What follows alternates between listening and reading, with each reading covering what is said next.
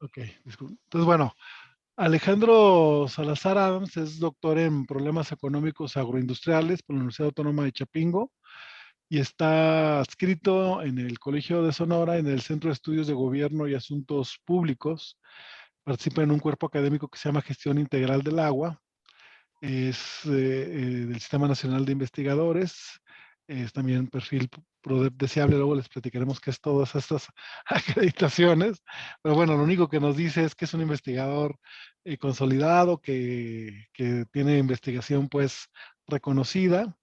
Su línea de investigación es análisis y evaluación de políticas públicas y particularmente administración y gestión pública del agua.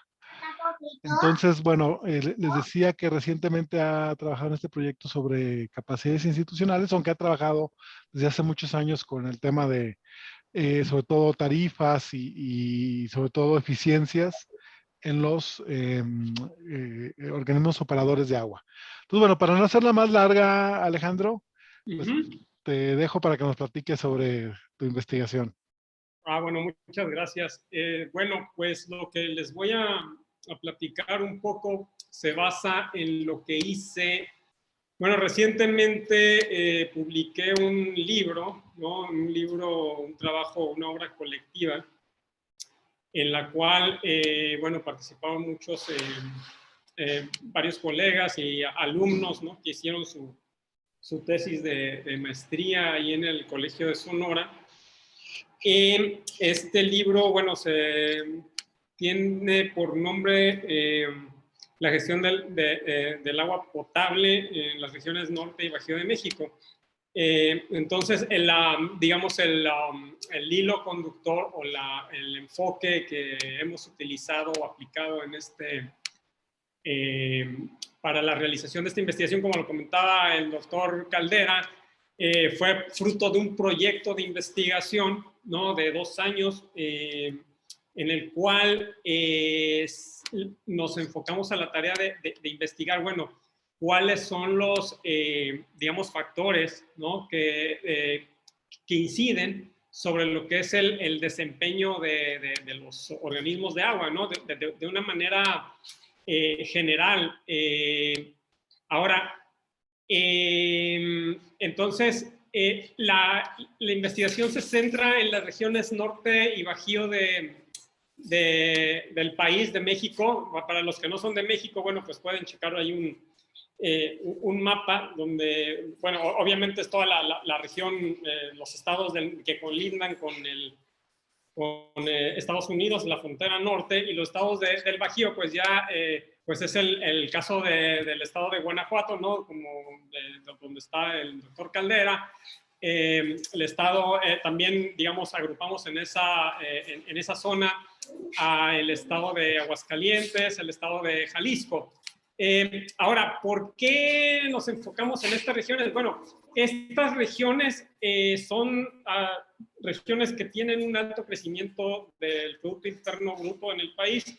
En los años en los que estuvimos estudiándolos, en los últimos años, podemos comparar un crecimiento del 4% contra el 2.5% con el resto del país. Entonces, ahí está un mapa, ¿no? Qué bueno que lo señalan, ¿no? Entonces, pueden ver la parte, no, bueno, está en el norte del Sonora, Chihuahua, Coahuila, Nuevo León, toda esa franja fronteriza y los estados del Bajío, allí en el centro, ¿no? Ahí los que están ahí cerca de Guanajuato. Entonces, como les decía, son zonas con alto crecimiento económico, pero con baja disponibilidad de agua. Entonces, el manejo del agua en estas regiones pues, se convierte en un problema, ¿no? Porque tienes una cantidad cada vez mayor de personas que llegan a vivir a esta región, una mayor cantidad de empresas, producción, tanto industrial como agrícola, que requiere de la utilización del recurso y por lo tanto se convierte en crítico el manejo del agua. Sin embargo, esta región, al igual que el resto del país, tiene manejos, una mala gestión del agua, tiene pérdidas de agua en promedio del 50%, ¿no? Niveles bajos de cobranza que inciden en una baja sostenibilidad financiera de los organismos y terminan teniendo un servicio discontinuo, ¿no? Con agua de baja calidad. En este momento comentaba yo al inicio con el doctor Caldera, bueno, que ahorita precisamente estamos enfrentando un problema ahí de abasto de agua y por lo tanto tenemos horas en las que no llega el agua o con baja presión y parece que se viene un periodo precisamente en el que va a haber racionamiento de agua, ¿no? Ahora, no todos los organismos de la región tienen dificultades o problemas importantes en la gestión del agua, ¿no? Existen organismos que tienen muy buenos números, han sido muy bien evaluados en lo que es la encuesta nacional de calidad de impacto gubernamental. Nosotros podemos ver, por ejemplo, el caso de la ciudad de Monterrey, que tiene, digamos, el mejor organismo de agua, en donde el 92% de las personas que fueron entrevistadas dicen que el agua tiene un suministro continuo, es de alta pureza, es la ciudad donde la mayor gente toma agua de la llave, ¿no? A diferencia de otras ciudades, 75% de las personas consideran que el agua es apta para ser consumida. Y las personas están el 86% de las personas están satisfechas con el servicio de agua.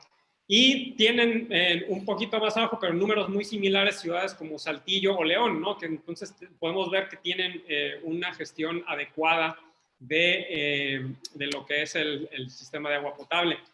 Y en el otro Perdón, extremo... Alejandro, tú no tienes una presentación con estos datos, ¿no, verdad? Sí, cómo no. A ver, Sí, déjame... para que a lo mejor les ayuda más a los chicos. Ok, a ver, déjame ver si... Dios. A ver, déjame ver que lo puedo compartir. Abajo tiene una flechita verde que dice compartir pantalla. Ajá, ahí está, creo que ya está. A ver. No, acá no, todavía no lo vemos. Déjame ver, compartir pantalla. Acá, a ver, déjame, a ver, ahí está, ahí Ahora, se ve. ahí, exacto, gracias. Perfecto. Entonces, ahí vemos el tema, ¿no? La variabilidad en el desempeño, como les decía, bueno, tenemos aquí yo seleccioné precisamente de la encuesta que les mencionaba, y entonces podemos ver los organismos mejor evaluados, están hasta arriba, Monterrey, Saltillo y León. Y en el otro extremo, en la parte de abajo, se encuentra hasta muy abajo el organismo de Torreón, ¿no? Es el ejemplo en donde podemos ver que la continuidad del servicio, solamente el 35% de las personas mencionó que hubiera una continuidad en el servicio. En cuanto a pureza, solamente el 39%. De hecho, tienen un problema de contaminación de arsénico, ¿no? en esa ciudad. Potabilidad solamente el 23% y satisfechos solamente el 23%. Y aquí en la ciudad, pueden ver en amarillo a la mitad, en la mediocridad, pues está Hermosillo, ¿no? A la ciudad en donde vivo yo, y ahí el 72% señala que hay continuidad, la pureza solamente el 68%, potabilidad el 28% y están satisfechos únicamente el 58%. Entonces, al ver estos datos, pues surge la pregunta, ¿no? ¿Cuáles son, digamos, los factores que hacen que unos organismos tengan un buen desempeño y otros que tengan un desempeño deficiente? ¿No? Entonces... Una consulta, Alejandro. En esa tablita que nos presentas, ¿de dónde obtuviste los indicadores? ¿Comentabas que es como una encuesta o...? Encuesta Nacional de Calidad e Impacto Gubernamental del INEGI. Los chicos. Ahí en el INEGI ahí te metes y tiene desde el año 2013, me parece. Hacen es cada 2 años y ahí pueden ver cómo están en posiciones casi no se mueven, ¿no? Realmente en Monterrey siempre está en lo alto, pero permite ver precisamente cómo cada uno de ellos ha variado, ¿no? A lo largo del tiempo. Algunos han mejorado, otros han empeorado, pero digamos es una buena referencia, ¿no? Para ver cómo está la calidad del servicio del agua, ¿no? En cada ciudad. Entonces decíamos, esta variabilidad nos permite investigar, ¿no? Cuáles son los factores que determinan que unos organismos tengan un buen desempeño y otros permanezcan ofreciendo un mal servicio. Entonces, para poder hacer este análisis comparativo, pues recurrimos a lo que es el concepto de capacidad institucional, ¿no? Que aquí, bueno, el doctor Edmundo Loera y un servidor lo definimos en un artículo como las habilidades técnico-burocráticas de los organismos operadores de agua para transformar los recursos jurídicos, administrativos y financieros que poseen en obras y o productos que permitan mejorar su desempeño. Es decir, con qué instrumentos legales, ¿no? Con qué legislación, marco normativo cuentan, qué recursos administrativos, ¿no? Recursos humanos, recursos materiales también, y finalmente los recursos financieros, ¿no? El acceso a financiamiento que les permiten llevar a cabo sus actividades, que es, finalmente el propósito es el abastecimiento de agua en los municipios a los cuales sirven, ¿no? Entonces, decíamos, bueno, la ventaja que nos otorga, que nos da el uso de este enfoque, es que podemos dividir, ¿no? Lo que son cada uno de estos aspectos en tres grandes áreas que hemos denominado el área macro, ¿no? El entorno macro, el meso y el micro. El macro se refiere a lo que es el entorno político y social, ¿no? En donde se maneja el organismo de agua. Y entonces, aquí el principal indicador que vemos es lo que se refiere a la autonomía de gestión. Es decir, muchos organismos de agua están sujetos a lo que es la injerencia por parte de las autoridades locales, ya sean el presidente municipal en el caso de los organismos municipales o del gobernador del estado en el caso de organismos estatales. Entonces, cuando esto ocurre, pues entonces se privilegian aspectos de tipo político por encima de aspectos relacionados con el manejo eficiente del organismo. Entonces, por ejemplo, un político normalmente va a impulsar, por ejemplo, la contratación de personal que sea fiel, ¿no? Que sean aliados políticos suyos, por encima de personal que tenga la capacidad técnica y administrativa para llevar a cabo una buena gestión del organismo de agua, ¿no? También va a tener, cuando la gestión está ligada a los políticos, estos van a tender a mantener las tarifas por debajo de los costos de producción, afectando a lo que son las finanzas del organismo, ¿no? ¿Por qué? Porque es políticamente, digamos, conveniente para sus propósitos. Eso en el caso del entorno macro, ¿no? Por eso recalcamos el tema de la autonomía de gestión en este punto. Luego tenemos por debajo de esto lo que es el entorno meso, el nivel meso, que se refiere a los objetivos, gestión de recursos y la estructura de los incentivos, ¿no? Específicamente nos referimos a los temas que tienen que ver con la existencia de planeación a largo plazo, ¿no? Que existan, digamos, un horizonte, ¿no? De planeación más allá de lo que son los trienios en el caso de municipios o de los sexenios en el caso de lo que son los organismos estatales.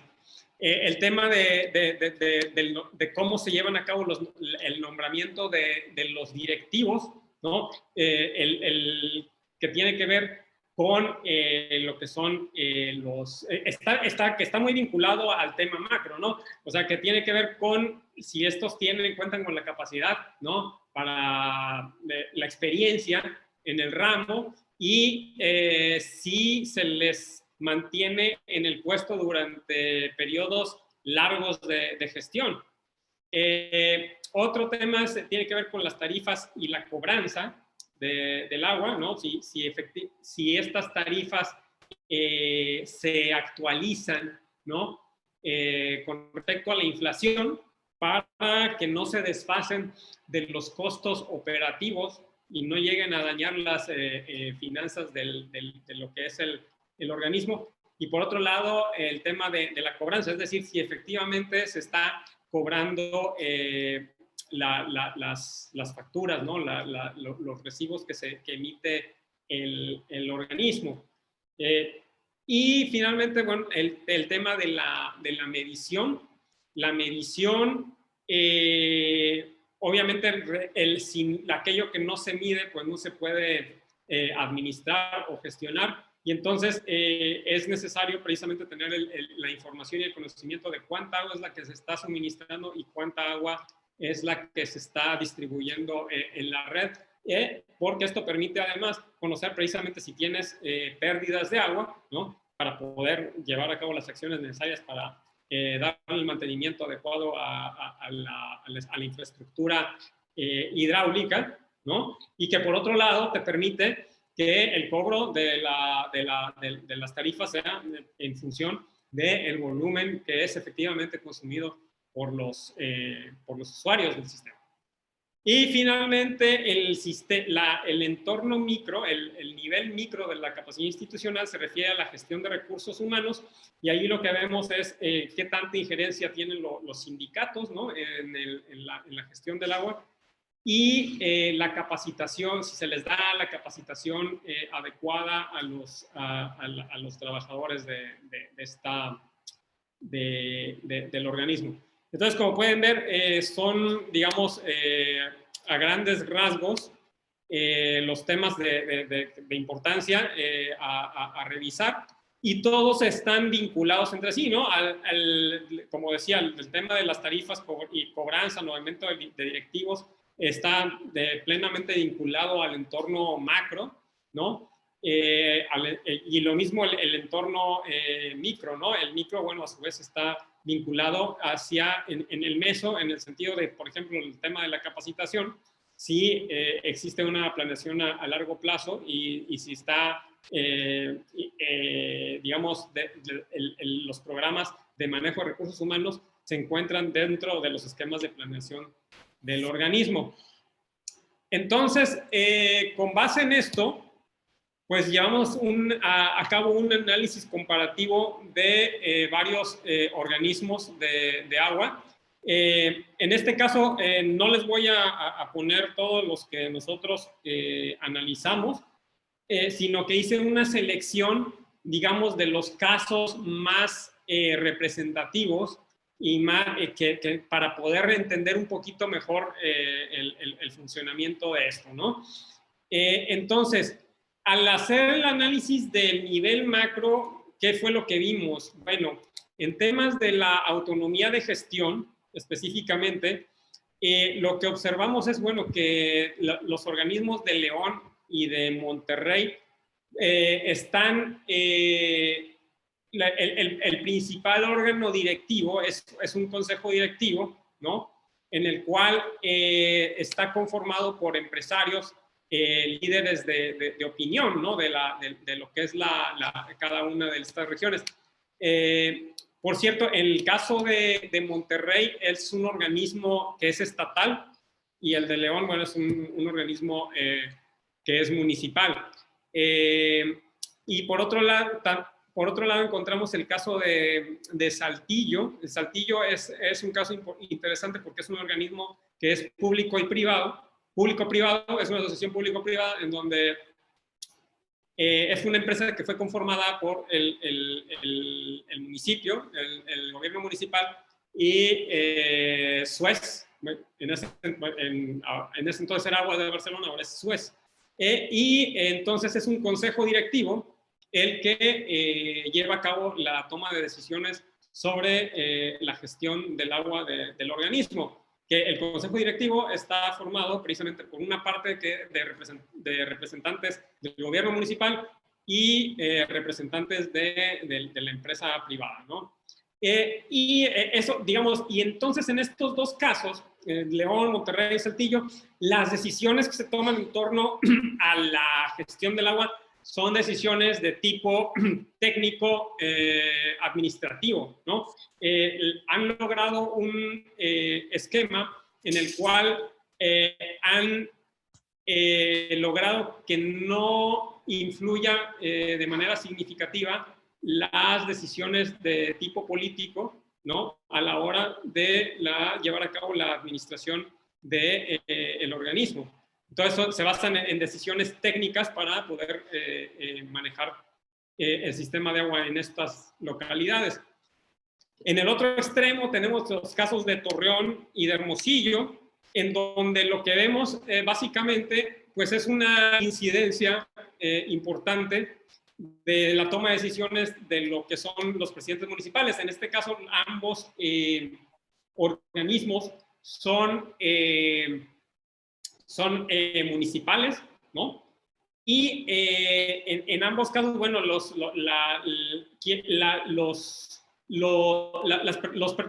personas que presiden los consejos directivos de estos dos organismos de Torreón y Hermosillo son los presidentes municipales y son quienes finalmente tienen la última palabra en la toma de decisiones. Y esto se ve reflejado, vamos a ver posteriormente, en los otros niveles de manejo, en el nivel meso de lo que es la capacidad institucional. Aquí, sobre todo para los que no son de México, quiero resaltar que Saltillo y Torreón pertenecen al mismo estado, ¿no? Están en el mismo estado, en el estado de Coahuila. Entonces, esto nos permite, es interesante porque nos permite precisamente contrastar, ¿no? Cómo el tipo de administración puede influir de manera significativa en los resultados de gestión de un organismo de agua. Entonces, digamos, esta es la visión general en torno al aspecto de la gestión en términos de autonomía de los organismos con respecto de lo que es el poder político en cada uno de los, tanto en el estado de Monterrey con respecto al estado de Nuevo León y en los otros organismos con respecto del gobierno municipal. Entonces, en el caso pasamos entonces al nivel meso, en donde podemos ver el caso de cómo la configuración política, ¿no?, del organismo incide finalmente en los temas que tienen que ver, por ejemplo, con planeación y con los directivos. Entonces, en el tema de planeación es muy interesante el caso de la ciudad de León, porque ellos concibieron un plan hídrico en 1995, ¿no?, que le han dado seguimiento desde entonces, y cada año se revisa a través de un análisis FODA, ¿no?, de fortalezas, oportunidades, debilidades y amenazas. Entonces, y se tienen los registros de estos análisis, ¿no?, de largo plazo. Este plan hídrico de 95 precisamente era parte, fue una respuesta precisamente para reaccionar ante la crisis que tenían en los años 90 en términos de agua, y pues le han venido dando seguimiento desde entonces. Ahora tienen planes zonificados, ¿no?, regionales a nivel del municipio, pero originalmente pues era un plan más amplio.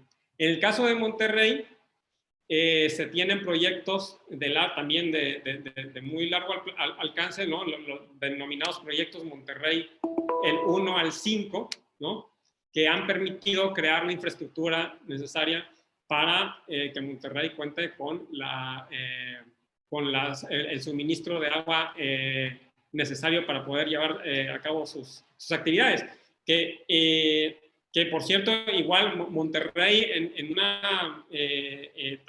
los 80, en los años 80 y los 90 también, pasaron por una seria crisis de agua. De hecho, yo cuando una vez presenté esto en la Universidad de Sonora y algunos profesores no me creían, ¿no? Porque ellos conocían el caso de Monterrey, pero de hace muchos años, ¿no? Que realmente tuvieron serios problemas de gestión, pero finalmente lograron a través de esquemas de planeación de largo plazo dar solución a sus problemáticas.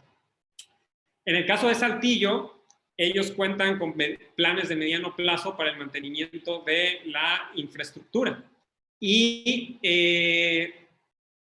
ellos, algo interesante es que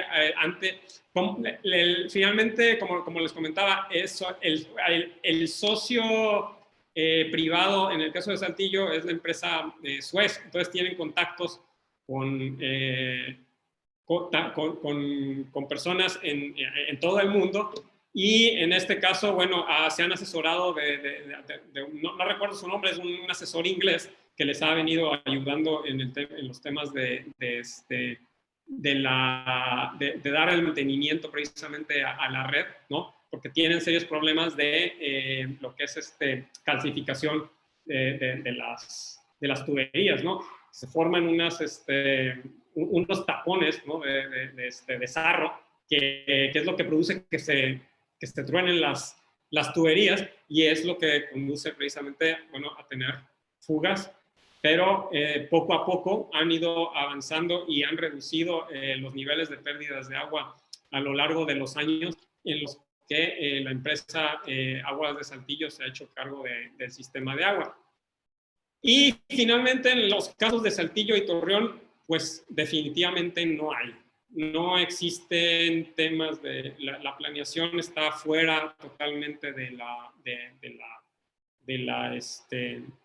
la ecuación dentro de lo que es el manejo del organismo. Y le contaba precisamente al doctor Alex Caldera, hace 3 años nosotros dimos un curso, un taller de planeación por escenarios a las personas de Agua de Saltillo, de Agua de Hermosillo. Y entonces estaba orientado a los gerentes, a las áreas gerenciales de Agua de Hermosillo. Y se dio durante el último año, para que vean cómo tiene esto conexión con lo macro. Esto se dio en el último año del trienio, ¿no? Del periodo del presidente municipal anterior, que era del PRI, el Maloro Acosta, y entonces se hizo, fueron 12, 13 sesiones, se construyó, los gerentes con nuestra ayuda construyeron precisamente escenarios, ¿no? En los cuales se veía los posibles, digamos, factores que pudieran afectar a Agua de Hermosillo en un futuro, para construir para que con ello se pudiera construir un plan para que fuera lo suficientemente robusto para poder hacer frente a las diferentes situaciones en el futuro. Entonces les comento que era en el último año de este presidente, porque al siguiente año, bueno, hubo cambio de gobierno, ganó Célida López de Morena, y más de la mitad de los gerentes que estaban en ese momento salieron. Obviamente no se dio seguimiento al ejercicio de planeación. En el periodo anterior, el que era director de Agua de Hermosillo, de hecho tenía la idea, su plan era formar un área de planeación en Agua de Hermosillo. Y obviamente ya no se concretó. Y finalmente, bueno, actualmente pues tenemos una crisis importante ahí de agua, porque no se previó precisamente durante lo que fue ese taller. Resultó que los gerentes identificaron que una de las, que existía un peligro latente en cuanto a que hubiera una sequía en las dos cuencas de las que se abastece Agua de Hermosillo, porque Agua de Hermosillo trae agua de un acueducto que se encuentra en otra cuenca, y actualmente eso es lo que está ocurriendo. Entonces, realmente no fue ningún tipo de algo imprevisto, ni cisne negro, ni nada por el estilo, sino que fue algo que surgió dentro de este taller de planeación, pero que lamentablemente no se le dio seguimiento, y pues ahí están las consecuencias. Bueno, entonces, este tema del taller pues me lleva directamente al tema siguiente, que tiene que ver con los directivos. Entonces decíamos, en el caso de Hermosillo, ¿no? Pues tenemos perfiles, como les comentaba, cambió de administración, cambió de partido, y trajeron a quitaron al que era director, que tenía un perfil técnico. Él ya había estado en la Comisión Estatal del Agua y tenía experiencia en estas áreas. Pusieron a una investigadora de la Unison, pero que después nos enteramos que ella estuvo solamente un año, nunca la tomaron en cuenta para la toma de decisiones. Le impusieron a todos los colaboradores, quien realmente tomaba las decisiones era la presidenta municipal, a través de quien habían puesto en el área financiera del organismo, ¿no? Y al año, bueno, renuncia esta doctora, esta investigadora, y ponen a un cuate que creo que era un contador, y al año siguiente pusieron a un abogado o algo así, ¿no? Entonces, ¿qué es lo que vemos? Bueno, una serie de perfiles variables, ¿no? Entonces, en un sexenio puedes tener, un trienio puedes tener a personas con experiencia en el sector, y al trienio siguiente puedes tener a personas que no tienen absolutamente nada de experiencia, gente que tiene, por ejemplo, normalmente, bueno, lo que se premia entonces no es en muchos casos la experiencia, sino la cercanía con el alcalde. Y finalmente, bueno, obviamente siempre hay casos, bueno, de conflictos de intereses y corrupción, ¿no? A la hora de evaluar a lo que son los directivos. Por ejemplo, en el caso de Torreón, es interesante porque lo que es el consejo directivo de Torreón, había un cuate que se llamaba, bueno, ya no me acuerdo cómo se llamaba, pero él resultó que después él descubrieron que era contratista del organismo de agua de Torreón, ¿no? Y entonces salió, duró, a los 3 meses salió del organismo, y después al año siguiente él ya estaba en el consejo directivo, pero de Gómez Palacio, ahí una ciudad que está ahí a un lado de Torreón, que conforman el área metropolitana de La Laguna. Entonces, bueno, ahí son estos grupos de poder ahí que se van reciclando entre ellos, ¿no? Entonces, en contraste, bueno, y como les mencionaba, bueno, en el caso, el sexenio que está, perdón, el trienio que está concluyendo, hubo tres directores, ¿no? Entonces, en promedio duró un año cada uno. Y en cambio, por ejemplo, en los casos de Monterrey y León, normalmente en promedio tienen duración más, una mayor duración en el puesto, cuentan con perfiles más adecuados, más idóneos al puesto, tienen cierta experiencia en el ramo. Y en el caso de Saltillo,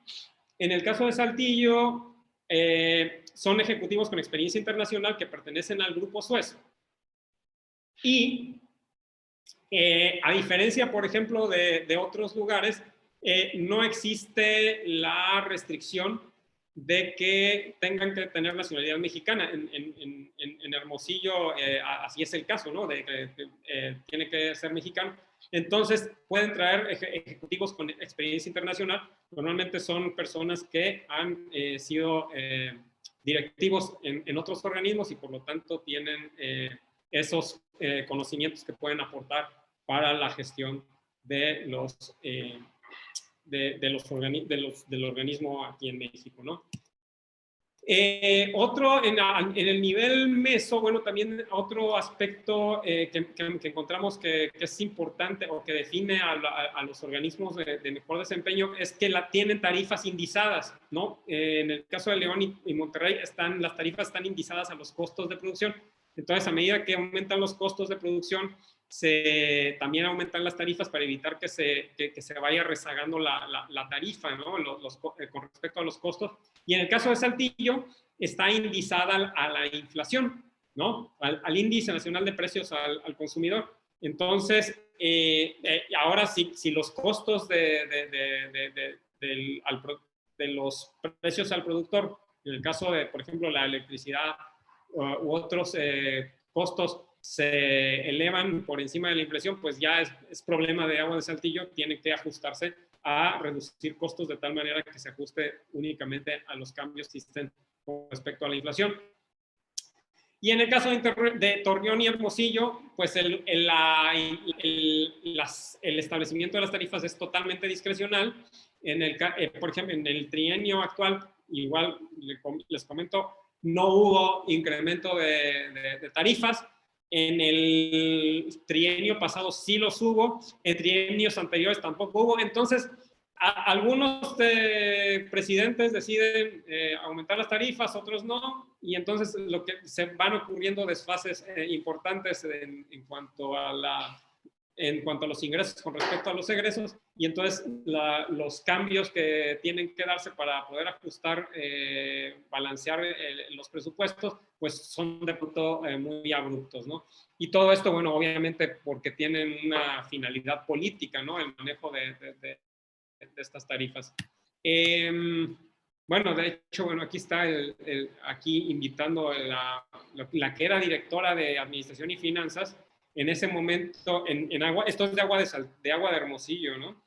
Invitando a la gente a que participara en un programa de tarifa social, aquí en clara violación de la Constitución del país, porque pone su nombre en lo que es un programa social, pero pues invitando esto a la gente a que, ¿no?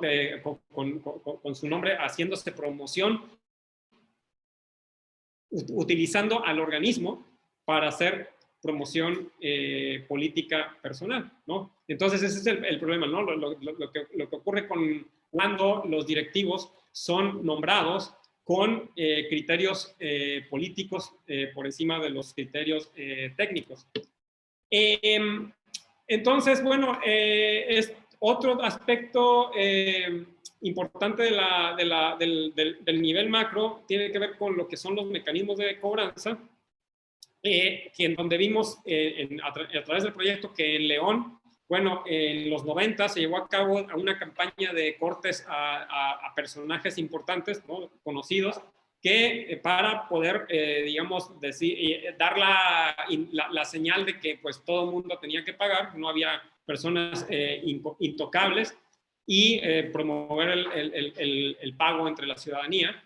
En Saltillo, el corte se hace a los mismos directivos, ¿no? Ellos mismos, no ocurre, que yo sepa, en otros lugares, los propios directivos están al pendiente de estar pagando su tarifa, porque si no, también les toca corte.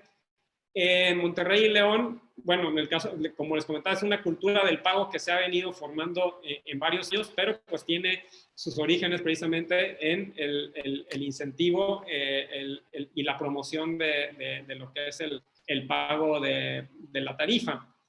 Y en cambio, nuevamente en Hermosillo y Torreón hay una aplicación discrecional, ¿no? Un uso político. No, todo el mundo sabe que hay gente a la que no paga y a la que no se le cobra, ¿no? A los amigos de los políticos, a los amigos del presidente municipal, no se les corta el agua. En Torreón hubo un caso, me comentaron, que en donde están las oficinas del organismo de Torreón, enfrente hay un hotel grande, y que debía el agua. y nunca, pasaron años y nunca les hicieron ningún tipo de corte, ¿no? Teniéndolos justo enfrente, cruzando la calle, ¿no? Entonces les habla del nivel, digamos, de impunidad que existe en los organismos de bajo desempeño, ¿no? A la hora de no aplicar la ley para llevar a cabo el cobro justo, ¿no? A todas las personas que deberían estar pagando por el servicio.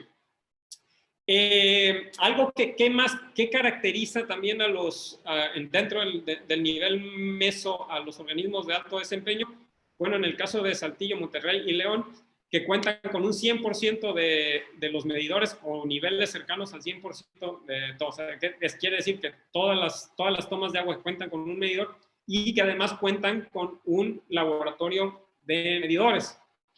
Y todos los medidores que se conectan son probados, ¿no? Y entonces se buscan con esto que se mantengan en buen estado para llevar a cabo una medición correcta del agua que se está suministrando a cada toma. En el caso de Saltillo, se hace al usuario se le hace responsable del medidor, y entonces si ocurre una descompostura o robo, pues el usuario lo tiene que cubrir, ¿no? Y para ello, bueno, el agua de Saltillo también ha instrumentado un programa de seguro, ¿no? Por si se roban el medidor o si se ve o si se daña. Y en el caso de Torreón y Hermosillo, menos del 50% de las tomas tienen medidor y a veces se mide y a veces no, ¿no? Entonces, aun cuando existe el medidor, muchas veces no se lleva a cabo la medición de lo que es el consumo. Por cierto, bueno, si nosotros vemos lo que son las gráficas o los números en cuanto a medición, estos han ido a la baja, ¿no? Desde a lo largo de toda una década. En el aspecto micro, existe el principal indicador que observamos que lograba diferenciar a los organismos de buen desempeño de los del bajo desempeño es el número de horas de capacitación técnica. Esto lo evaluamos entre el año 2013 y 2016, y el organismo con mayor número de horas de capacitación es Monterrey, con 16 horas por empleado, y en el caso de Torreón es 0 horas de capacitación técnica, ¿no? Entonces eso les habla precisamente de quién es o el nivel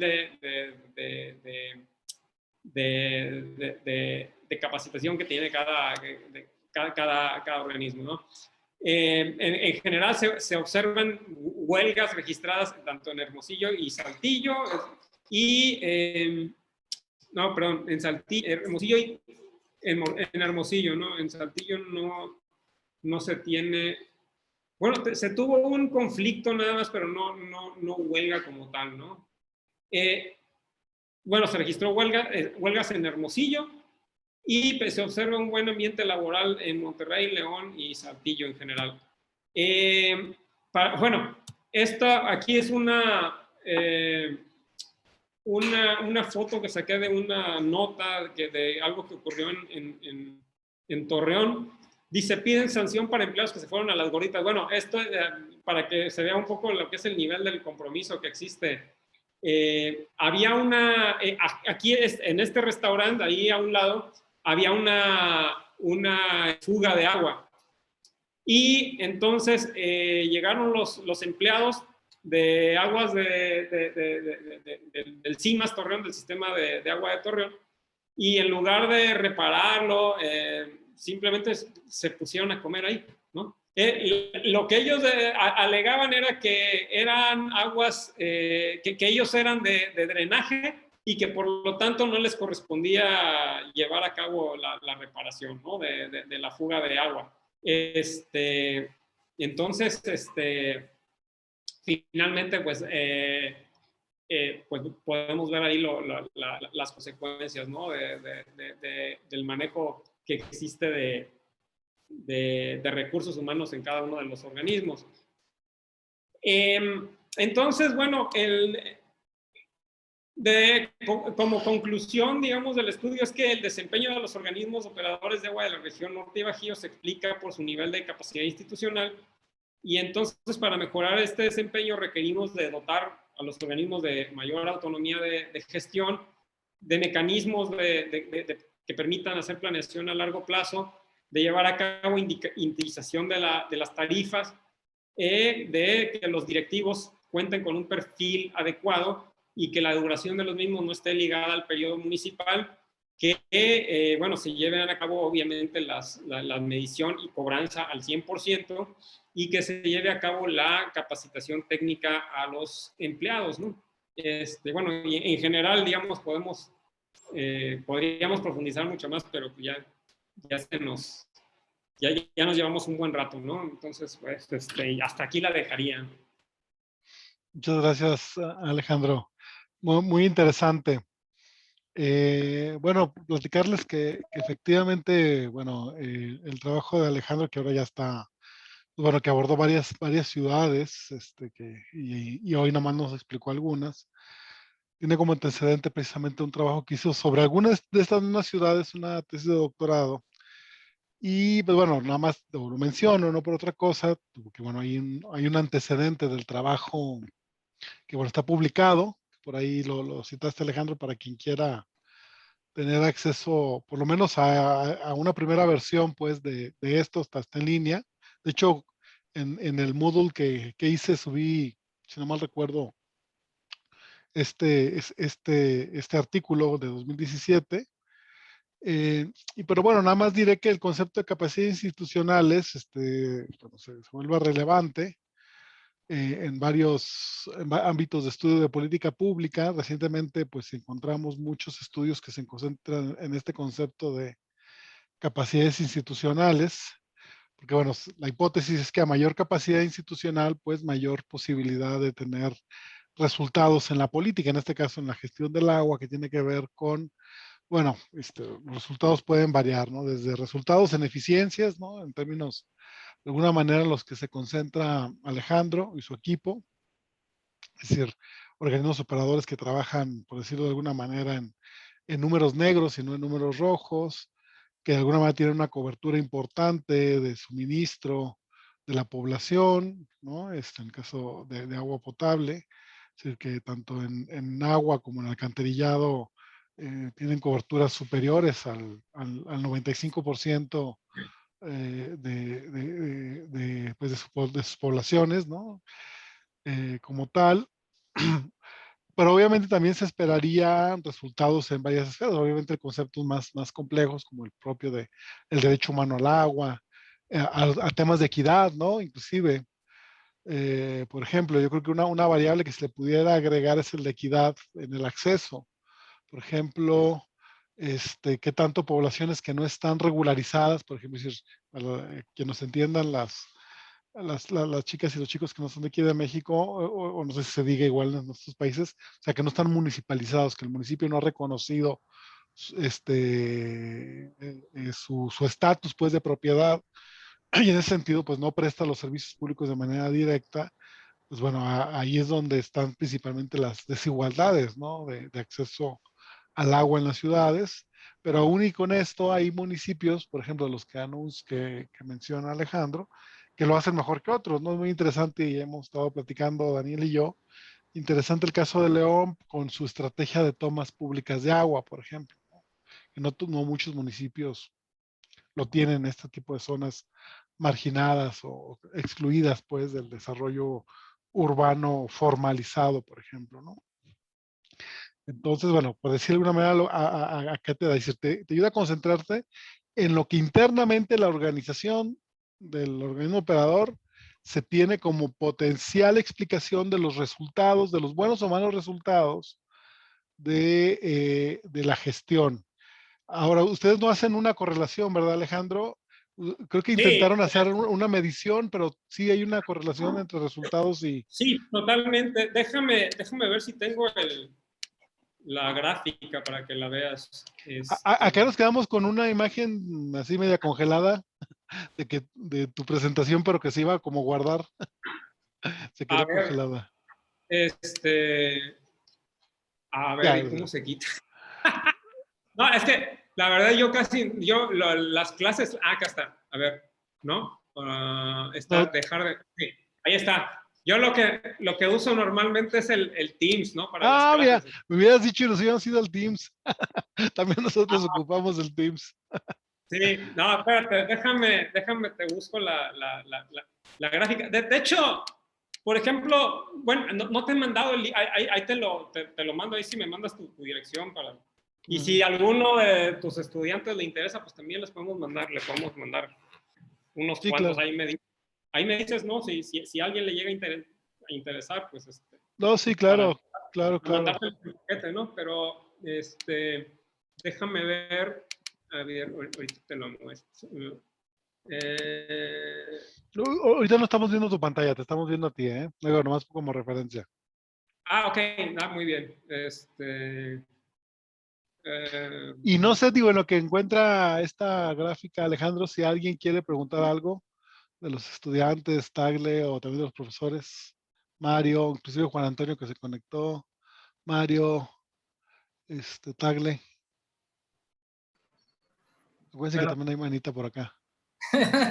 gracias Alejandro. La verdad es que me pareció una presentación súper interesante para el objetivo que estamos buscando, digamos, en este verano y en el proyecto que estamos desarrollando, que esencialmente estamos buscando la estructura, la organización de los organismos operadores, cómo funcionan, los indicadores tan importantes, ahorita la escala como lo planteas, ¿no? Nivel macro, meso y micro, que yo creo que nos dan mucha orientación para ir planteando, por ejemplo, qué es lo que estamos desarrollando actualmente aquí en León, a partir de haber analizado ya el caso a profundidad de nuestro organismo operador, y queremos, digamos, ver cómo se comportan los del corredor industrial, donde hay la mayor cantidad de población aquí en Guanajuato, y que en realidad nos da esta orientación, ¿no? Cómo organizar, qué tipo de indicadores estar buscando, y también de alguna forma, ahorita algo que me llamó la atención,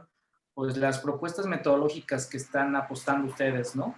Y que pueden ser un buen referente, digamos, para seguir, y que queremos comparar, aunque son diferentes, digamos, escalas, tamaños de organismos operadores. Pero una pregunta que yo te haría, que últimamente tengo mucha curiosidad, también vamos a tener a la doctora Lourdes Amaya, Alex, Amaya, pero dentro de esta lógica que tú estructuraste, que fueron analizando, ¿qué papel o qué rol vistes, digamos, en esta figura de organismo, bueno, para los que son todavía públicos, pero la figura de organismo público descentralizado? ¿Qué relevancia le viste, digamos, con respecto a los indicadores? Porque, bueno, estás manejando por ahí Saltillo, Aguascalientes, pero en lo particular para los públicos, ¿cómo lo valoran ustedes? ¿Te refieres a la figura legal? Es correcto. Ok, ¿Qué papel e importancia tiene en el desempeño de los organismos? ok, pues te voy a decir, eso nuestra muestra total, aquí les presenté 6 organismos, la muestra total eran 9, me parece, 9 o 10. Entonces es difícil, digamos, sacar conclusiones a partir de un universo tan pequeño. Sin embargo, también puede ser comercial. Publiqué hace poco un artículo, te los voy a mandar también más al rato, en el que hice una evaluación de la eficiencia de los organismos en función precisamente de si el organismo era estatal descentralizado, municipal descentralizado y privado. E intermunicipal, ¿no? Que son intermunicipal e intermunicipal descentralizado, que son las figuras legales que existen para los organismos en el país. Y no encontré diferencias estadísticamente significativas entre ellos, ¿no? Entre lo que es descentralizados y los no descentralizados, no hay. Y mi explicación es, bueno, la explicación que yo doy es que, por ejemplo, tanto Torreón como Hermosillo, por ejemplo, en el papel son descentralizados. Legalmente son descentralizados, pero en la práctica, pues es lo que observamos, ¿no? Realmente final, el que toma el que tiene la última palabra es el presidente municipal. Entonces termina funcionando como un departamento o área más dentro de lo que es el gobierno del municipio. Y precisamente para que los chicos y chicas vayan poniendo atención respecto a las figuras que hay con respecto a los organismos operadores, ¿no?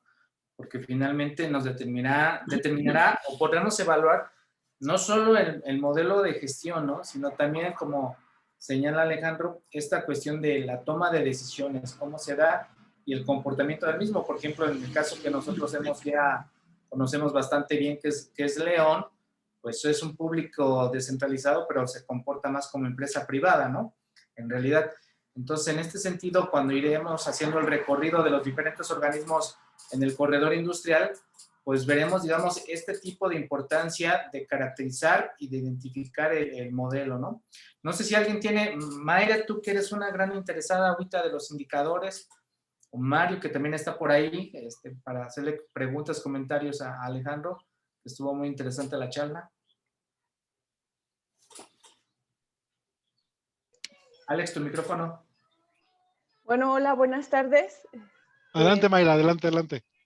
Pues bueno, yo en alguna ocasión ya había leído algo de lo que estás trabajando. El doctor Alex Caldera me había hecho el favor de mandarme un artículo que me pareció muy interesante porque, bueno, en la parte, con esto de la capacidad institucional y los indicadores de gobernabilidad, bueno, la parte institucional, que es la que a mí me está costando un poco de trabajo para plantear mis indicadores, en este aspecto, ¿no? Porque yo, bueno, estoy realizando un índice desde la unidad de análisis del organismo operador, que por ahí todavía queda pendiente un poco definir el título, por algunos cambios que se le ha hecho a mi proyecto, pero sí identifico un poco más la parte técnica de lo que son los indicadores, pero me cuesta trabajo la parte de la capacidad institucional, ¿no? Cómo evaluar el organismo operador desde su capacidad de gestión, desde la parte institucional. Entonces,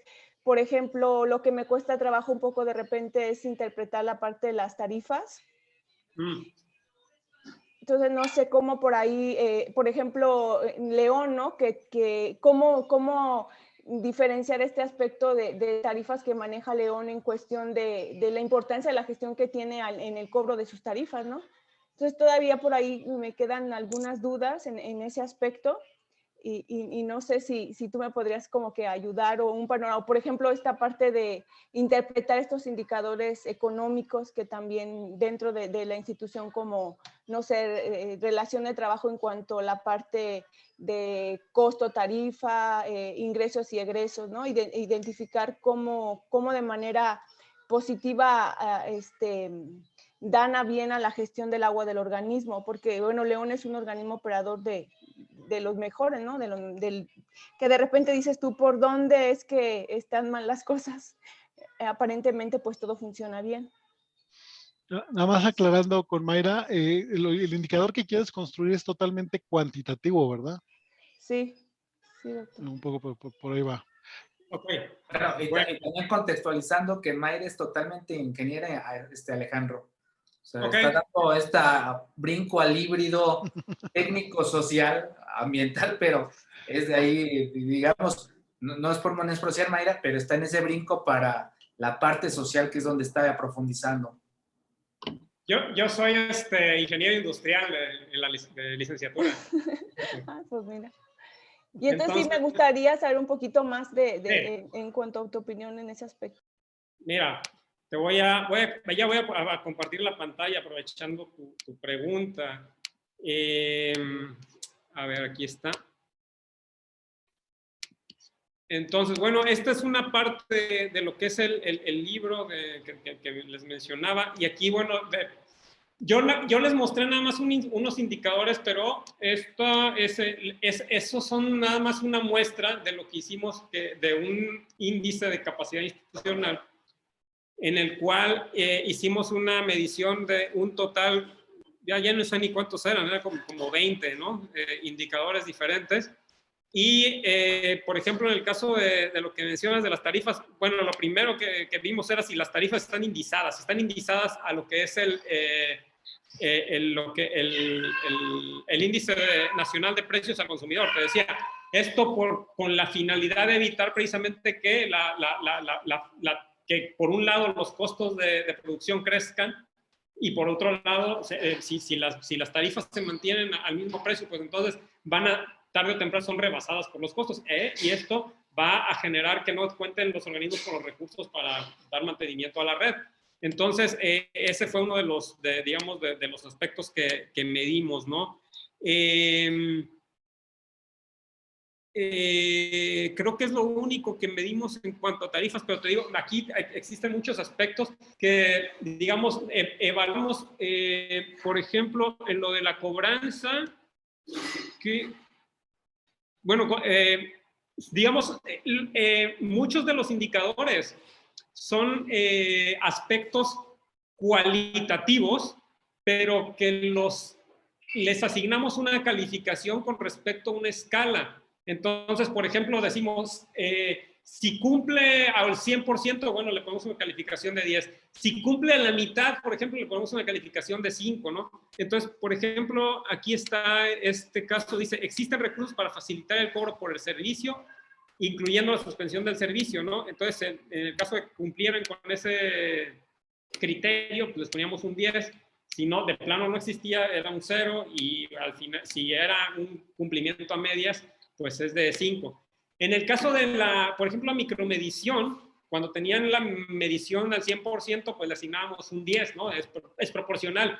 Este 4.4 es el caso de Torreón, tienen un índice de micromedición del 44%, entonces allí la asignación de la calificación era directa. Entonces aquí más o menos te explica cómo está la cosa, ¿no? Entonces, pues si te interesa, le puedo mandar al doctor Caldera, te digo, tengo unos libros, entonces, para que te pase uno de ellos y ya puedas revisarlo, ¿no? Entonces, al final medimos entonces indicadores en el nivel macro, en el nivel meso y en el nivel micro, y al final sacamos un indicador de capacidad institucional global. Y esto lo contrastamos contra una serie de indicadores del desempeño, que son la eficiencia comercial, la eficiencia física y la evaluación de los usuarios, para sacar un desempeño global promedio. Y al final, pues vimos que si nosotros comparamos precisamente ese índice de capacidad institucional contra lo que es el desempeño, pues entonces efectivamente tenemos una correlación positiva, ¿no? En la cual, bueno, tenemos acá en la parte más alta a Monterrey, ¿no? Y abajo, hasta abajo está Torreón, en medio está Hermosillo, a la mitad aquí un poco Guadalajara, Aguascalientes, Mexicali, y ya arriba, bueno, están de Tijuana, León, Saltillo y Monterrey. Entonces, digamos, ya hemos desarrollado un poco la cuestión metodológica, y creo que pues, si revisas el trabajo, pues te puede servir, ¿no? Otra vía para medir esto, pues es a través de la incorporación de la medición de la eficiencia, a través de estudios de, por ejemplo, utilizar el análisis envolvente de datos, ¿no? Que también te permite hacer estudios comparativos ya mucho más de nivel cuantitativo, ¿no? Pero básicamente esa sería, digamos, la manera en como yo te sugeriría que hicieras tu análisis. Excelente. Pues, sí, pues muchas gracias, Alejandro. Sí, te digo que ya había leído yo uno de tus documentos y me pareció muy interesante. Y sí, en la búsqueda, ¿no? de esta nueva transición en cuanto a entender esta parte social que todavía me cuesta trabajo dar ahí el salto. Muchísimas gracias. ¿Estás en gracias. doctorado? Sí, estoy en el doctorado. ¿Doctorado en qué es? Es el doctorado en Ciencia y Tecnología del Agua. Ah, muy bien. No, pues cualquier duda que tengas, adelante. Ahí sí, bueno, Ahí si quieres, bueno, el doctor tiene mi Sí, email. Documento, sí. sí, te lo paso a Mayra, te paso el correo de Alejandro. Muchas gracias.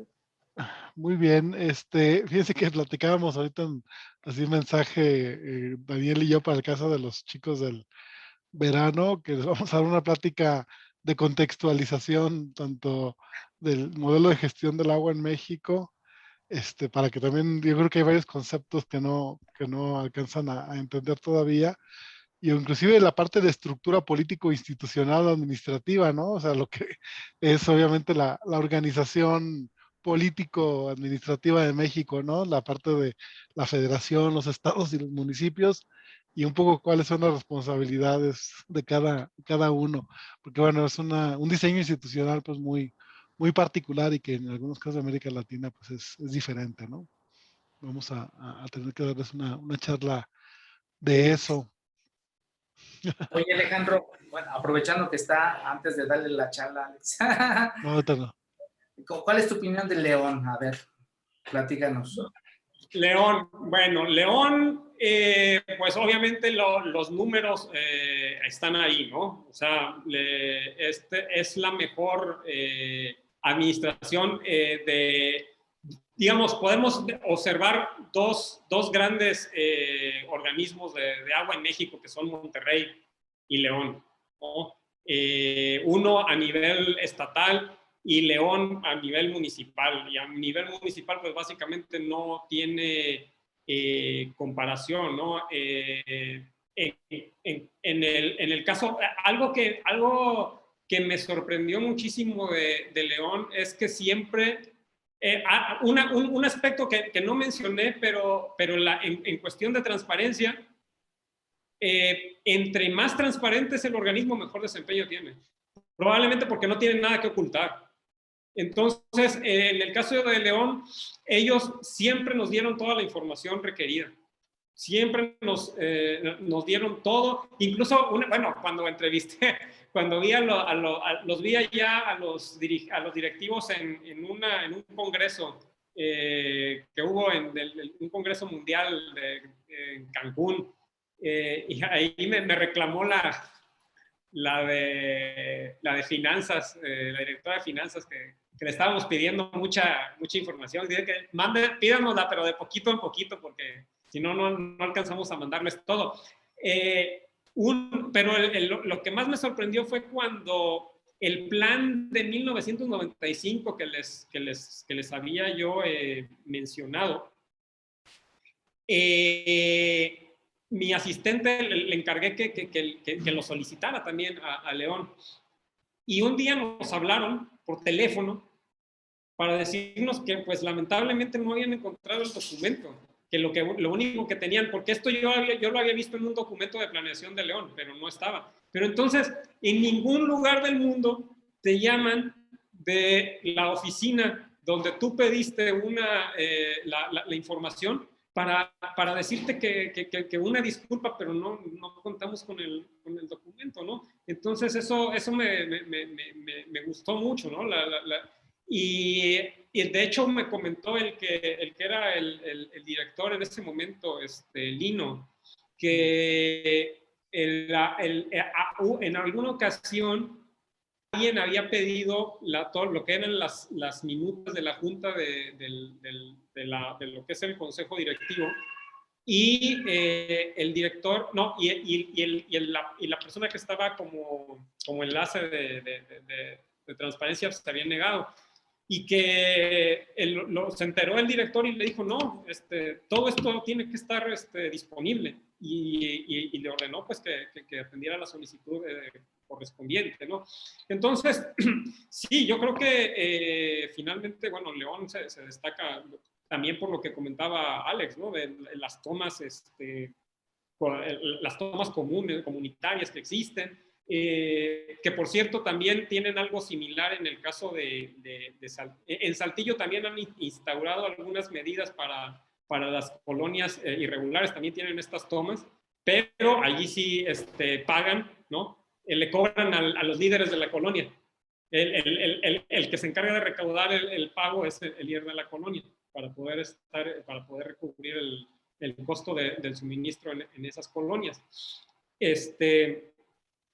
Y sobre todo lo que mencionaba también, o sea, Monterrey y León son los ejemplos a seguir en la actualidad, pero si nosotros revisamos la historia de esos organismos, realmente tuvieron serios problemas, mucho más graves de lo que tenemos actualmente en Hermosillo, los que llegaron a tener en Torreón.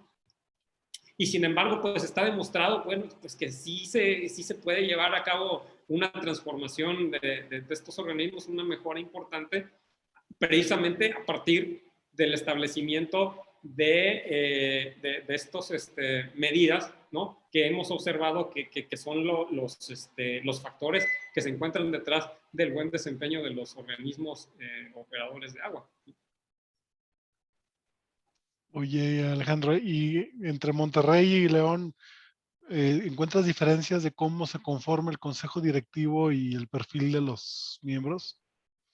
Sí, bueno, obviamente el caso de Monterrey, bueno, el caso del organismo de Monterrey es interesante porque comenzó dando el servicio en el área metropolitana de Monterrey, pero actualmente está a cargo de todo el estado.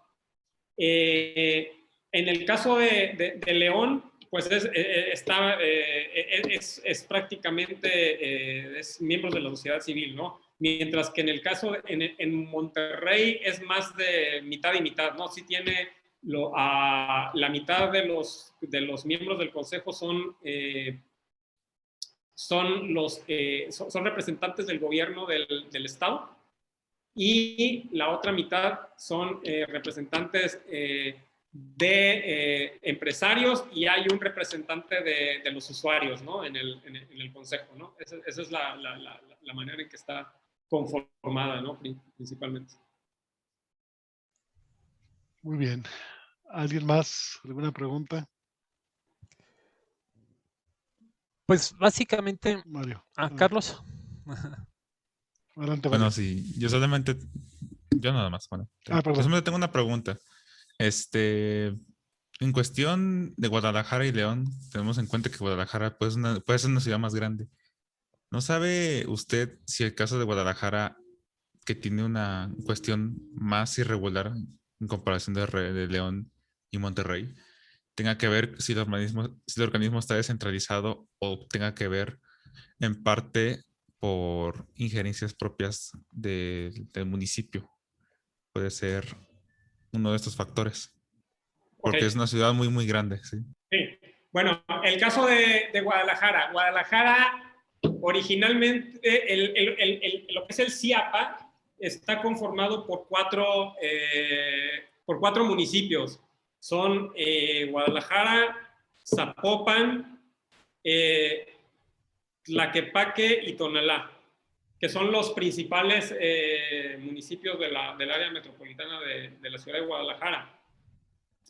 Entonces, desde los años 50, en sus inicios, por allá de los años 70, cuando se conforma CIAPA, era un organismo estatal. A finales de los 90, se municipaliza, se hace un organismo intermunicipal. Entonces, los que lo manejaban eran los 4 municipios que te había mencionado, pero comenzaron a tener precisamente problemas de gestión y lo devolvieron al gobierno estatal. Actualmente es del gobierno estatal, pero los presidentes municipales, los representantes de los municipios, todavía, digamos, forman parte de lo que es el consejo directivo de Guadalajara. Entonces, si tú ves el consejo, esto lo menciono porque la constitución de los consejos directivos es un factor importante. En su mayoría, prácticamente no tiene muy pocos representantes de la sociedad civil. Casi todos son representantes de gobierno, de los niveles de gobierno, tanto estatal como municipal. Por ahí del 2010, 2012, se conformó un consejo tarifario, La idea del Consejo Tarifario era precisamente hacer tarifas que fueran sostenibles, ¿no? que le dotaran de recursos al organismo, por un lado, y por el otro, pues que también fueran accesibles para la mayor parte de la población. La idea era buscar ese balance. El problema es que, y bueno, durante un tiempo las tarifas, este Consejo Tarifario hacía propuestas de tarifa y ellos eran los que tenían la última palabra a la hora de autorizar, de establecer estas tarifas. Y durante algunos años así se hizo, unos 2, 3 años. Pero posteriormente hubo... igual, como te decía, los municipios están representados dentro del Consejo de Administración y tras el cambio de gobierno, ¿no? en uno de los tantos cambios de gobierno municipal, hubo un cambio, creo que pasaron del PRI a Movimiento Ciudadano. Y estaba Alfaro en ese entonces, era presidente municipal, creo que no me acuerdo de qué, de Tlaquepaque, creo. Y entonces ellos incidieron. Zapopan, ok, sí, gracias.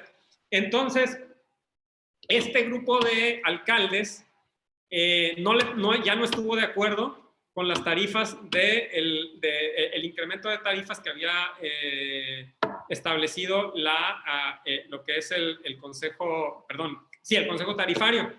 Entonces, lo que nos comentaban es que en una ocasión los reunieron, ¿no? en el salón de un hotel y les dijeron, ¿saben qué? Esa tarifa no va a pasar y ahorita ante los medios vamos a decir que la tarifa va a quedar igual que como estaba, ¿no? Entonces les hicieron madruguete en ese momento, ¿no? Y ya no pasó esa tarifa. Entonces, digo, para que te des una idea más o menos de cómo finalmente, aun cuando el organismo es estatal, los presidentes municipales siguen influyendo, ¿no? De manera oportunista sobre la toma de decisiones, en este caso específico sobre el establecimiento de las tarifas. No sé si te haya quedado claro. No, sí se me quedó muy claro. Muchas gracias. Adelante, Mario. Sí, yo más quería comentar, no sé si tuvieron oportunidad de a veces estar en el evento que organizó PRONACE de problemas nacionales sobre justicia ambiental del agua. Yo estuve en algunas. Ajá.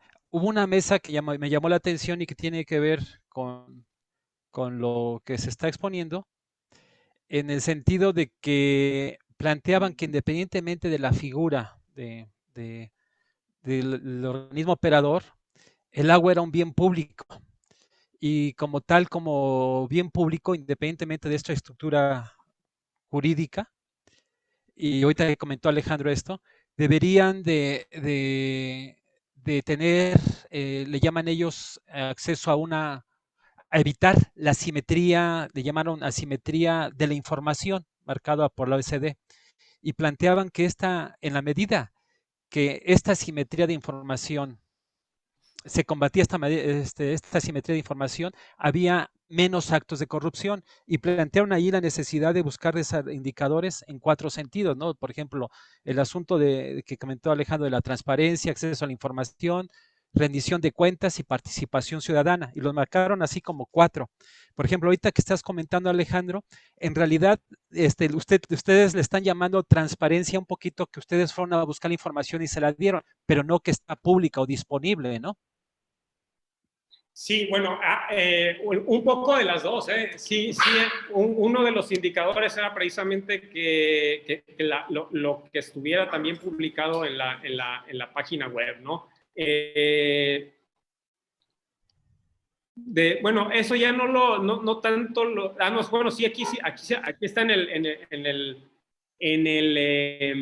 a ver, sí, ahorita estoy revisando el indicador y sí, efectivamente, uno de ellos dice, se publica información pertinente en la página web del organismo, ¿no? Entonces, sí, igual, y coincide mucho también con con cómo nos respondieron, ¿no? Y entonces sí lo medimos también. Ajá. Sí. Y a nosotros nos llamó mucha atención porque pues para nosotros era casi lo mismo, transparencia, acceso a la información y rendición de cuentas. Dijeron, no, son rubros diferentes que necesitan indicadores diferentes. Y para nosotros era, bueno. Entonces nada más es comentar esto de que a esto le llamaron ellos asimetría de información como una estrategia importante de combatir la corrupción. Bueno, ahí si me permite nada más comentar, lo que pasa es que luego las obligaciones de transparencia, o sea, como acceso a la información pública, pues en el caso de México es que es un esquema general, ustedes saben, desde 2014, la ley es general, ni siquiera es federal o estatal, es general. Quiere decir que aplica a todos los organismos de todo tipo, ¿no? Organismos públicos gubernamentales, desde estatales y federales, en la misma medida. Es decir, no, y las leyes estatales de transparencia pues están apegadas al marco de la Ley General de Transparencia. Ahí más bien habría que identificar dentro del marco de obligaciones, ¿no? Qué tanto se está cumpliendo con estas y qué tanta calidad efectivamente sobre todo de actualización y de tiempo real, se puede tener esta información, pero que las obligaciones son las mismas en todos los rubros de política pública y de todas las instancias que reciben pues recursos públicos, en este caso, como puede ser organismos operadores de agua, ya sea estatales o municipales, ¿no? Porque no hay leyes específicas. Pero en ese planteamiento, perdón Alex, en ese planteamiento, ¿sí distinguen entre transparencia y acceso a la información? ¿O hay una diferencia? ¿Cuál es la diferencia? ¿Lo ubicas? No, bueno, la transparencia es un concepto, ¿no? Lo que pasa es que la transparencia es el concepto de que obviamente no solamente das la información de manera cuando te la piden, sino de manera, ¿cómo se llama? De manera propositiva, es decir, te adelantas, está ahí, Como ¿no? dijo Alejandro, está en la página, ¿no? Está en la página, no te la piden, exactamente. Y acceso a la información incluye todos los mecanismos más bien para poder acceder a aquella información que incluso a veces no está publicada, ¿no? Porque no está en la obligación. No sé, aquí Alejandro, tú eres acá el especialista en el tema particular. Bueno, yo obviamente, a ver, algo ahorita me estaba acordando que en una investigación previa, pues yo incluí al organismo de Acapulco, ¿no? Que es de los peores que hay en el país. Y en ese caso, aquí, mientras que, por ejemplo, en León o al menos en todos estos podías solicitar la información por internet, allá tenías que ir en papel, ¿no? Tenías que llenar documentos y finalmente, y a ver si te respondían, ¿no? Entonces, sí hay un nivel muy importante. Y veías y en la página web, pues tampoco viene mucha información, no está actualizada, ¿no? Entonces, creo que me parece que Mario Buenfil del INTA está trabajando a un índice de transparencia, ¿no? Ahí por si les interesa, también para su ciclo de charlas sería interesante ahí que lo contactaran, ¿no? Muy bien, buena referencia. Muy bien. Roberto tenía una pregunta por ahí, Alex. Adelante, lo alcanzo a ver luego. Adelante, por favor. Hola, me pareció muy interesante la investigación. Espero que sí me escuche bien. Sí. Sí, está. Me llamó mucho la atención una parte que mencionabas, creo que fue en Saltillo, que el perfil al menos que manejan ahí es de carácter público-privado. Sí. Entonces me llamó mucho la atención que pues la inversión privada pues puede traer buenos resultados, ¿no? En materia de esto de manejo de agua, pero te quería preguntar si encontraste ciertas restricciones o algún marco legal que permita que esta inversión privada no genere un choque de intereses, por así decirlo. Porque por ejemplo aquí, bueno, yo estudio en Guanajuato, pero soy de Salamanca. Y aquí en Semapaz, pues por lo general, la mayoría de las asignaciones de contratos, pues son a obra pública. Entonces, pues quiero imaginar yo que si llega una empresa y forma parte, ¿no? de inversión privada dentro de uno de estos organismos, pues puede que existan también obras que se den por asignación directa, por ejemplo, ¿no? Entonces te quería preguntar si existe si notaste pues algunas restricciones o algo que delimite esto para que siga existiendo, por así decirlo, una libre competencia, o tal vez no libre, pero mínimo justa. Y, por ejemplo, también para que no entre a lo mejor intereses a la hora de las proyecciones de tarifas, ¿no? Que no diga a lo mejor la empresa interesada o que esté invirtiendo, decir, no, pues hay que subir las tarifas para, no sé, pues cualquier interés personal, ¿no? De la empresa misma.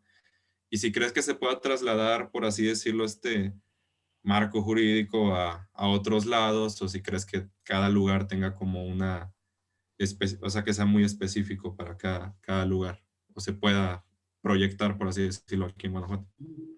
Mira, el tema de las contrataciones, eso la verdad no lo estudié.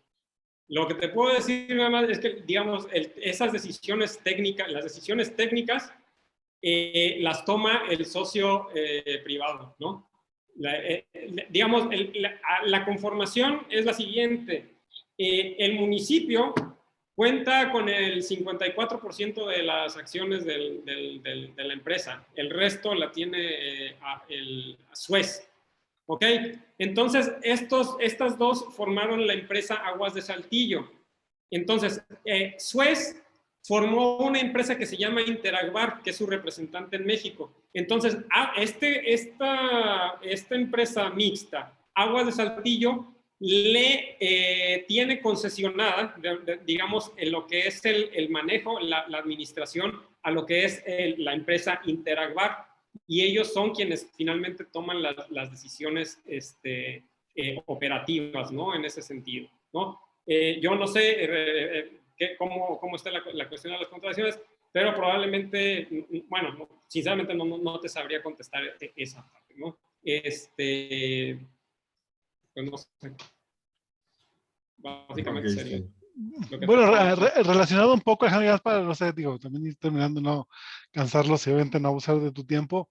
Llama la atención el caso de Aguascalientes, que no lo mencionaste, que está ahí, pero que tiene un desempeño inferior precisamente tanto a Monterrey, que es totalmente público, ¿no? A nivel estatal, Saltillo, que es mixto, y Aguascalientes, que es el caso extremo, es totalmente privado.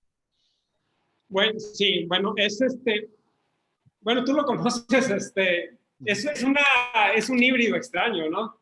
Porque tienes lo que es la CAPAMA, ¿no? La CECAPAMA, que es un organismo, el que se supone que es el regulador, ¿no? Pero que hace otras actividades, ¿no? Que tienen que ver con el manejo y perforación de pozos, ¿no? Del organismo. En el caso de lo que es Aguascalientes, algo que le bajó mucho la calificación es la falta de transparencia de lo que es el concesionario, ¿no? Porque lo que tenemos que considerar precisamente que es, a diferencia de Saltillo, ¿no? Es una figura, Saltillo es una figura mixta, ¿no? Aquí es una empresa mixta. Y Aguascalientes es una concesión. El problema es que, bueno, la historia de la concesión, bueno, fue la primera que se hizo en México, ¿no? Después bueno, la primera que se hace posterior a la reforma del artículo 115, porque en el siglo XIX muchas empezaron como privadas.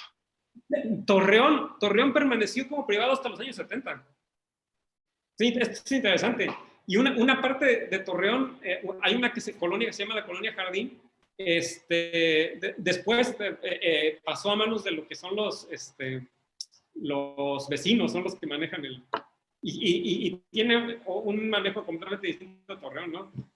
Ya por las prisas ya no lo incluí eso en el libro, pero es un caso interesante. ¿Pero en qué estaba? Sí. Bueno, es una concesión y el diseño del contrato ha sido problemático en el sentido de que incluso ahí cuando, bueno, el doctor Caldera me hizo favor de contactar ahí a los directivos de la CECAPAMA, ¿no? Que es el organismo regulador de lo que es Veolia hoy en día, ¿no? El organismo de Aguascalientes. Pues ellos tampoco tienen acceso a la información, ¿no? la información operativa, ¿no?